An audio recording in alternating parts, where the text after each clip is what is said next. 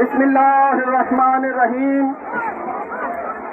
الحمد لله الذي هدانا لهذا وما كنا لنهتدي لولا أن هدانا الله.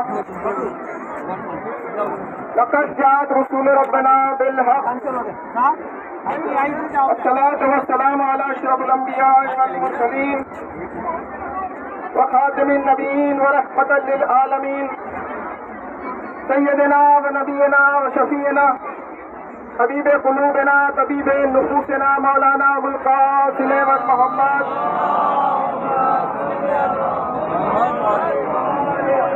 وآلہ الطیبین الطاہرین المعصومین الاکرمین الغر الميامین وهو أصدق الصادقین وقوله الحق. بسم الله الرحمن الرحیم. لو اتبع الحق اهواءهم لفساد السماوات والارض ومن فيهن. صلوات پڑھیں آواز بلند. بھائی تھوڑا سا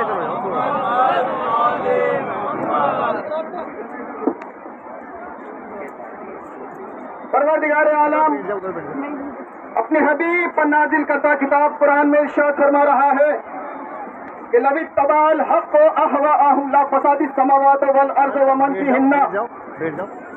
اگر حق نے باطل کا اتباع کر لیا ہوتا، اگر حق نے باطل کی بیعت کر لی ہوتی، اگر حق نے اپنا ہاتھ باطل کے ہاتھ میں دے دیا ہوتا تو کیا ہوتا؟ قرآن کہہ رہا ہے کہ نہ یہ زمین ہوتی نہ یہ آسمان ہوتا اور نہ ہی زمین اور آسمان کے درمیان کچھ اور باقی رہتا. سب کچھ تباہ برباد ہو گئے ہوتے، سب کچھ مٹ گئے ہوتے. مگر ہم دیکھتے ہیں کہ یہ آسمان بھی باقی ہے، یہ زمین بھی باقی ہے اور اس زمین و آسمان کے درمیان جو کچھ ہے سب باقی ہے. تو اس کا کیا مطلب ہوا؟ اس کا مطلب یہ کہ روز اول سے لے کر آج تک حق نے باطل کا اتباع نہیں کیا. اگر کیا ہوتا تو بقول قرآن سب کچھ مٹ گیا ہوتا. وہ یزید جو فوجی کو فاجر تھا، وہ یزید کہ جو شرابی تھا، وہی یزید خلیفہ المسلمین بنا ہوا ہے. اور جیسے ہی اس کا باپ مرا، مرتے ہی وہ تخت حکومت پر آیا اور آتے ہی اس نے سب سے پہلا فرمان مدینہ کے گورنر ولید کے نام جاری کیا. جس میں اس نے کیا لکھا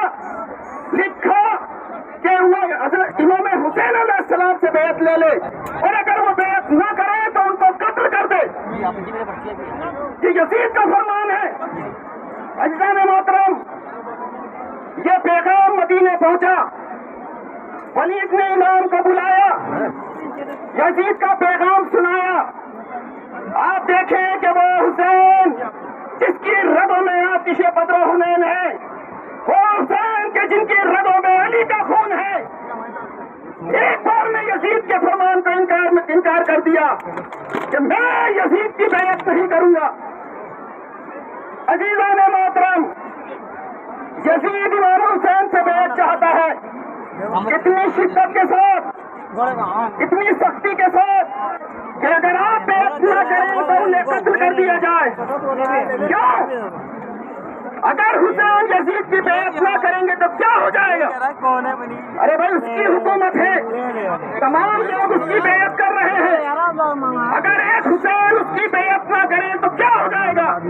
یہ ہوگا کہ یزید اپنے مقصد میں کامیاب نہیں ہو سکتا. اور یزید کا مقصد کیا ہے؟ یزید کا مقصد یہ ہے کہ وہ اسلام کے چہرے کو بگاڑنا چاہتا ہے. یزید کا مقصد یہ ہے کہ وہ شریعت کو بدل دینا چاہتا ہے اور حلال محمدی کو حرام اور حرام محمدی کو حلال کرنا چاہتا ہے. آپ کیا سمجھیں؟ ارے اس کے باپ نے کیا کیا اس دین میں کہ جو نماز جمعے کے دن ہوا کرتی تھی، اس کے باپ نے وہ نماز خود کو کروائی. اور یزید اس سے بھی آگے بڑھ جانا چاہتا تھا. کہتا ہے کہ نہ ہی کوئی وحی آئی، نہ ہی کوئی فرشتہ آیا. یہ کھیل تھا جو بنی ہاشم نے کھیلا. یہ کوئی معمولی چیز نہیں ہے کہ وہ اتنا بڑا بیان دے. مگر آپ دیکھیں کہ اتنی بڑی حکومت میں اتنے مسلمانوں میں کوئی اسے روکنے والا نہیں، کوئی اسے ٹوکنے والا نہیں، بلکہ اس کی ہمت یہ کہ وہ امام حسین سے بیعت کا طلبگار ہے. اگر عزیز محترم، کیا امام ایک شرابی کی بیعت کر سکتے ہیں؟ کیا ایک فاجی کو فاجر انسان کی بیعت کر سکتے ہیں؟ جو نجس جانوروں سے کھیلتا ہو کیا اس کی بیعت کر سکتے ہیں؟ انکار کر دیا، اور اسی کے ساتھ آپ یہ سمجھ گئے کہ اب یہ مدینہ آپ کے رہنے کے قابل نہیں رہا۔ آپ نے اپنے تمام ساتھیوں کو جمع کیا، اپنے بھائیوں کو بلایا، اپنے بیٹوں کو بلایا، اپنے بھتیجوں کو بلایا، اور اپنے خاندان کی خواتین کو بلا کر کہا کہ سامان سفر تیار کرو، ہمیں مدینے سے سفر کرنا ہے۔ عزیزان محترم، امام نے مدینے کو چھوڑا، اور صرف مدینے کو ہی نہیں، اپنے نانا کے مزار کو چھوڑا، اپنی ماں کی لہد کو چھوڑا، اپنے بھائی کی قبر کو چھوڑا۔